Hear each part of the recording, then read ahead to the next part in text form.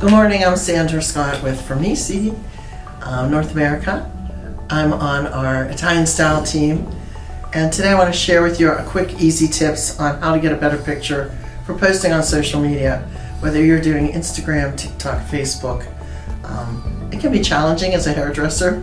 We are creative, we love doing hair, we love creating new things, and we love art. However, that doesn't make us professional photographers, editors, wardrobe consultants, and the time. Who has time for all that? You know, when you do great hair and you want to capture that shot or do a before and after, you just want to get the shot. And we're not usually using professional models either. So here's some great ways to show off your better beauty and your great hair in quick, easy ways. All right, let's talk about wardrobe and makeup. So you just done your client's hair, it's beautiful, and they don't have a stitch of makeup on. And you're like, I don't have time to do their makeup today. And maybe in your salon you don't have makeup. So what do? See if they have makeup. If they want to do a little touch up, would you like to put some lipstick on? You can ask them if they want to touch up before you take the picture. Or you could just pose them so that you don't see their face. And some people are a little uncomfortable showing their face anyway, but you want to show off their hair. So we've assured our clients, look, we're not going to see you, we're just going to see your hair. So if you did a beautiful long balayage, turn them around and show the back of their hair. Or you can tip them to the side and show the beautiful hair without really showing much of their face. And the clients will appreciate that. And then you don't have to worry if you don't have time to make them camera ready with makeup. The other thing is what they're wearing. Maybe they have a shirt with a saying on it that might not really be appropriate, or maybe you just don't like the way the collar is on them, or maybe they have a really big cowl neck and it's making the hair not laid properly. You can have them stay in one of your robes or just a cape. And if you want to post with Framesi, make sure your cape says Framesi. Or if you post in a background, show off your beautiful product display. But make sure it's the product display that you're talking about or that you want to send to Framesi.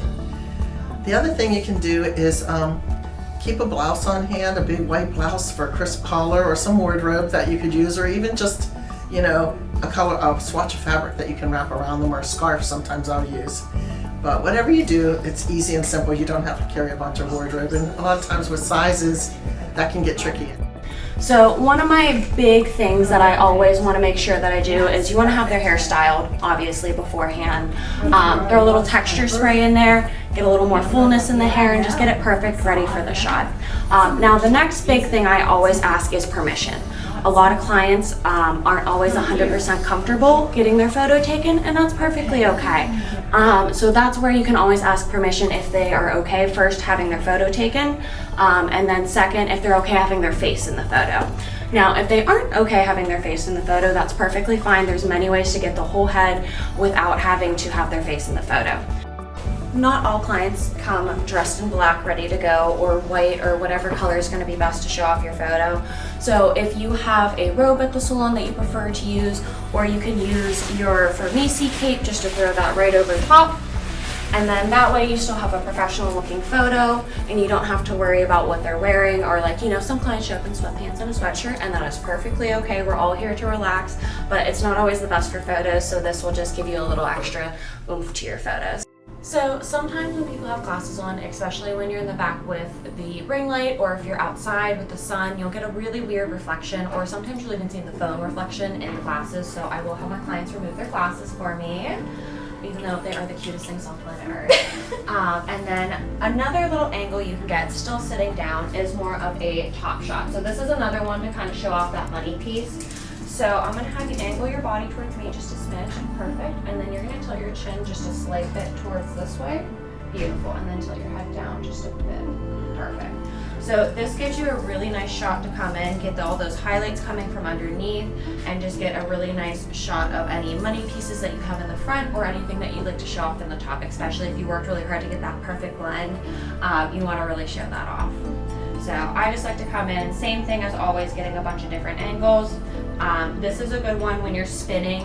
Some of your angles will have the back of the salon in it, some of them will have your products in it, just depending on how you want to see the background look. And we want to talk a little bit about accessories when you're styling your photo. She has a lot of jewelry on today. I like it, so I'm going to use that in her picture. But sometimes it can be distracting to the hair. You want to make sure that, what is my focal point? That's the question I always ask. What do I want to show today? Sometimes I might just want to show a fringe. If I really like a fringe, I can get a close-up shot and again use my rule of thirds and just get the fringe in an eye, which I like doing that sometimes. Sometimes I want to see that jewelry, sometimes I don't. Turtlenecks. Turtlenecks sometimes get in the way of the hair. When I turn her around, if her hair is not laying right because of her turtleneck, I want to lose that turtleneck. I can either have her put a robe on and take off the turtleneck, or sometimes you can just tuck it down. Voila, goodbye jewelry, goodbye turtleneck, and I'm ready to just focus on the hair.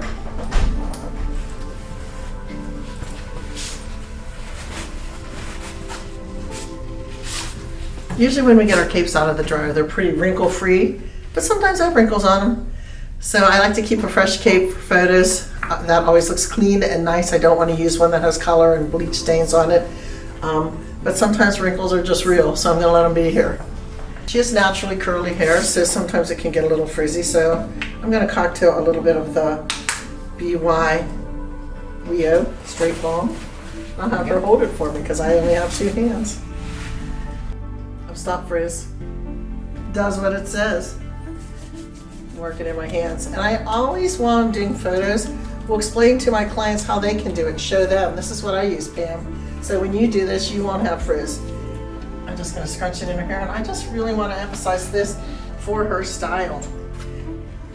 And this I can put in her hair dry and really show the texture of her haircut because she has a ton of texture. Her hair's cut with a razor and scissors and point cut, and it's got a lot of texture. So you need product to emphasize that texture. So I might have her just hang on to that product with one hand even and go like this and take a photo with that and just say, this is what I used to create that look. Let's talk about background and lighting. I think lighting is really important. Working in film and with photographers for many years, I always felt like lighting was the key to everything, and especially beautiful hair color, because that's what we're showcasing a lot. And when you do a really vibrant purple or a fabulous red, don't you just want it to pop with the perfect lighting? So sometimes we like a ring light, and we can really aim the light. We'll even pick it up and aim it down on top of the color to really highlight it. Sometimes we like to use the salon lighting because the natural lighting coming in the window is beautiful, depending on the time of day. Sometimes we'll go outside, we have a brick wall that we like to shoot behind because it's pretty simple and plain. We don't want a lot of busyness behind us, and we can shoot out there. Sometimes we'll go out back where the lighting is. If you're going to use natural lighting, I prefer morning lighting or early lighting as opposed to high noon. High noon tends to give you harsher shadows and squinty eyes, and it's hard to have someone look into the sun, and it can also create shadows over your color. So be aware of that. Also, evening sunlight is beautiful too. I like what I call the golden hour, when the sun's just setting and it's so beautiful, and boy, doesn't that make a blonde or a red pop gorgeous, and even a brunette. So check out your lighting. I think it's really important, and take some pictures all over the place. Go outside, go to your ring light. Whichever one you like the best is the one you're gonna pick. Whichever one shows off your color, your beautiful framesi color that you just did, pick that one. Also think about your background. I really like a simple background. Keep it plain, keep it simple, or highlight your product display if you have a beautiful display. If I'm going to shoot outside, I like a wall that's simple, that doesn't have signage on it, but sometimes a sign can be fun. We have a Hello Beautiful sign, and sometimes we shoot with that behind them. Make sure it's aimed properly so it doesn't look like it's coming out of their head. I've seen people shoot with trees because they like the greenery, and it makes a red pop if you're going outside. But make sure that tree doesn't look like it's growing a third ear on your client. So talking a little bit about equipment, you don't have to get super fancy in the salon. We have a pretty basic ring light here.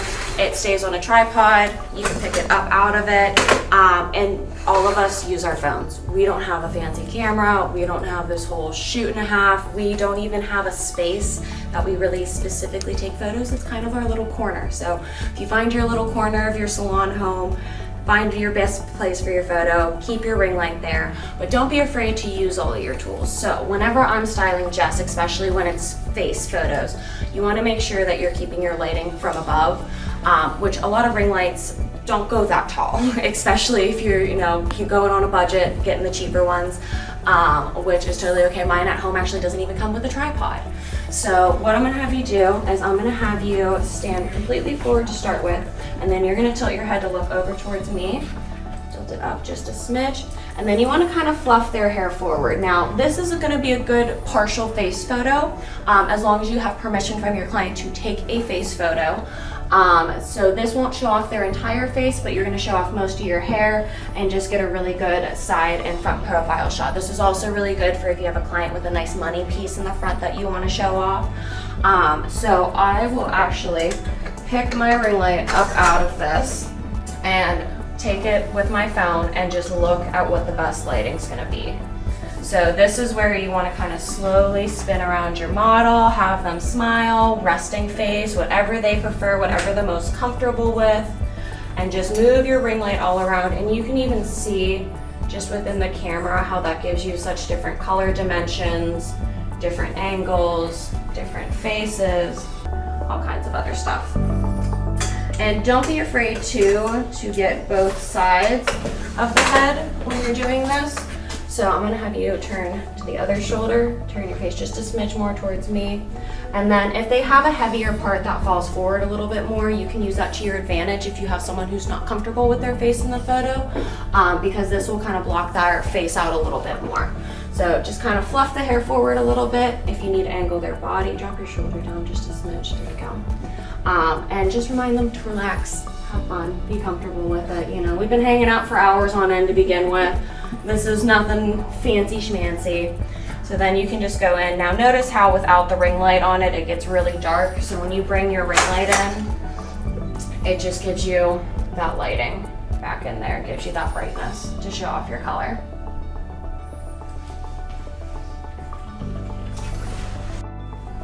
Back to framing, let's talk about the rule of thirds. That's a photography term, it's super easy. It's just taking a grid of 3 sections, horizontal, vertical, and dividing up your picture. It doesn't always have to be a picture that everything's smack dab in the center. Sometimes there's more interest if you bring it into one of the other thirds. And a lot of our cell phones have those grids on them, which I just learned that recently, and I thought that was pretty interesting. But really, you can just look at it and see the rule of thirds in your head and aim your picture differently. When I'm photographing hair, I usually just like to get a very tight close-up shot. So the rule of thirds might not even apply, but sometimes it can apply in very subtle ways, which we'll demonstrate. As you move the hair away to show a color that might be peeking underneath, you might want your hand in one of the thirds and that piece that you're showing in another. It's just a great way to frame your shot. So when you're looking at your photo that you're filming, look at the whole view. What are you seeing? What's in the extraneous around that hair that you're filming? Is there a photo? Is there verbiage? Is there busyness that you don't want that could distract from your picture that you're taking? You want everything that you have to enhance the picture, not take away from the picture. So take a look in the entire viewfinder so that you can frame your shot beautifully. Let's talk about posing your model. That can be tricky because we're not used to posing people. You always want to shoot from above looking down. I find that to be the most flattering. The other thing that I feel is really important is looking at what you want to shoot. If they have their makeup done flawlessly, show their beautiful face and the way the hair arranges around it. If they're not wearing makeup that day or they don't feel comfortable, turn their head and move the hair around. If their hair is really fine and you want to show your beautiful color in the back but you want their hair to look fuller, they can put their hands in the hair and fluff it up. You won't see their hands, but you'll see a beautiful fan of hair and their beautiful color. The other thing I like to do is take a lot of shots or bursts, because the more shots you take, the more chance you have of getting the perfect shot. You can always delete later, but if you only take 1 or 2 shots and you didn't capture it, you might not be able to use it. So take a lot of shots. And when you're posing them and you have them look down with their chin or up with their chin, make sure that you have them move in subtle ways. If you ask them to move to the right, don't make them go far right. Sometimes it's just a subtle turn or a subtle movement with their eyes, and really help guide your model. They're not professionals either, so the more you can guide them and help them, the more comfortable and fun they'll have too. So what I'm gonna have you do just for me to show off not having a face in a photo, I'm gonna have you turn around first and then kind of drop your arms down at your shoulders. You want their shoulders as relaxed as possible, and then tilt your head back up towards the ceiling just a smidge, and then just fluff out the hair. Now, Jess here has a very cool little secret underneath her hair that we love to show off. She's got a cool undershave under here. So 2 things you can do. So I'm gonna have you bring your arms up and you're gonna go underneath your hair. Just pick up your hair from underneath, and then that will show off the cool undershave. So you can do a really cool reel on Instagram, TikTok, all that kind of stuff. And then when she drops her hair, it shows off all that cool movement and style and texture within her haircut. Now, if you want to make her hair look a little fuller, you're gonna have her do the same thing where you're gonna place your hands just underneath the hair, fluff it up a little bit, and then you as the stylist can just adjust it as needed. So drop your hands down just a smidge, perfect. And then always making sure that the elbows are out just for a nice clean photo. So as you saw Sandy talking about earlier, she was talking about rules of thirds. So when you go to take your photo, have your grid on your phone. You want to keep the main center of your hair in that center part of your grid. And then that's when you can just start moving your phone around, grabbing different angles, grabbing all kinds of different lighting. And don't be afraid to pick up your ring light, move it around if you need different lighting. I really like taking my clients outside when it's not freezing outside, or up to the windows. We do have some really beautiful windows up front. But just taking a million photos is going to be your best friend. Refluffing the hair, getting all kinds of different little pieces so you can go back through later and pick out different photos that you like. Because every time is going to be a little bit different. And then I always like to go over to slow-mo, so you can go ahead and drop your hands for me.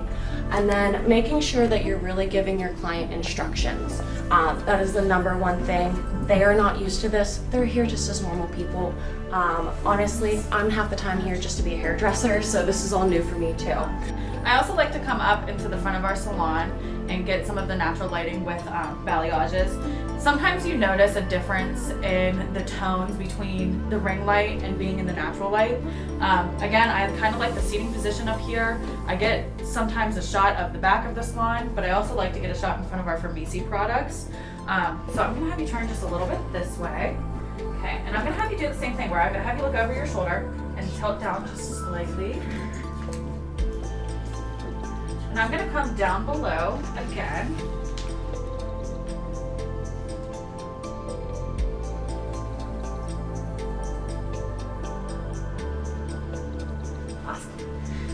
So you'll notice whenever you see these pictures that the color of her balayage is going to look a little bit different up here compared to the back. Final thing to think about is, if you don't get a good shot, even though you did great hair, you don't have to post it. There'll be other shots and you'll be able to do another one again. I'm sure you'll do great work every day, and there's always opportunities. The other thing is be creative, experiment, get ideas from other sites. Look at other social media sites. If you love the way someone was styled or posed, try it, or maybe give it a twist using your own creative abilities. All right, we just want to recap what we do here at Salon U every day. We're busy stylists like you are, and we still want to capture our work because it's fun and it's fun for our clients. And I think that's the key. Keep it fun. But do look at all your details. Look at the picture, frame your shot, see what they're wearing, and give them tips and tricks and tell them, and most of all, ask Permission. Another big thing that I wanted to touch on is don't be afraid to ask your client to come back on another day. If they have to rush out of the salon, you really want to grab that photo. I've asked clients, hey, you have 5 minutes and you can pop in on another day and just let me snap a few photos of your client. So don't ever be afraid to just ask permission. I think asking permission is very important, and you can even get written permission so that you can post and use them for your advertising as well. And send them and share them with Framesi. And don't be afraid to look at other things. Framesi has beautiful Framesi official site on Instagram. I get a lot of inspiration from our partners in Italy and elsewhere in the USA. Our other design team members post such beautiful shots with beautiful angles. And I think that the creative process is all about stealing other people's ideas and then twisting them around and making them your own. So be creative, have fun, and pay attention. Details, devil in the details.